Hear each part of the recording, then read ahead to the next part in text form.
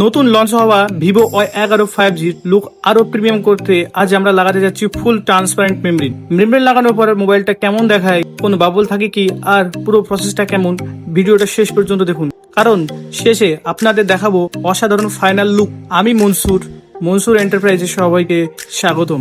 আজ আমাদের কাছে এসেছে একদম নতুন ভিভো Y11 5G। এই ফোনে রয়েছে বড় ব্যাটারি, স্মুথ ডিসপ্লে এবং আকর্ষণীয় ডিজাইন। তাই এর অরিজিনাল লুক বজায় রেখে সুরক্ষার জন্য আমরা ব্যবহার করছি ফুল ট্রান্সপারেন্ট মেমব্রেন। প্রথমে ফোনের ব্যাক প্যানেলে ভালোভাবে পরিষ্কার করছি। যদি ধুলোবালি বা আঙুলের দাগ থেকে যায় তাহলে মেমব্রেন ঠিকভাবে বসবে না, তাই এই ধাপটা খুবই গুরুত্বপূর্ণ। এবার ভিভো Y11 5Gর জন্য পারফেক্ট কাটিং করা ফুল ট্রান্সপারেন্ট মেমব্রেন ফোনের ব্যাকে বসানো হচ্ছে। ক্যামেরা কাটআউট এবং প্রতিটি কর্নার নিখুঁতভাবে মিলিয়ে ধীরে ধীরে সেট করা হচ্ছে যাতে কোনো বাবল না থাকে। এখন ধীরে ধীরে সব এরিয়া বাবল বের করে দিচ্ছি। দেখতেই পাচ্ছেন মেমব্রেন বসার পর ফোনের অরিজিনাল রং ও ডিজাইন একদম পরিষ্কারভাবে দেখা যাচ্ছে, আবার স্ক্র্যাচ থেকেও অনেকটা সুরক্ষা পাচ্ছেন। এবার দেখুন ফাইনাল লুক। ফোনটি এখন অনেক বেশি প্রিমিয়াম দেখাচ্ছে।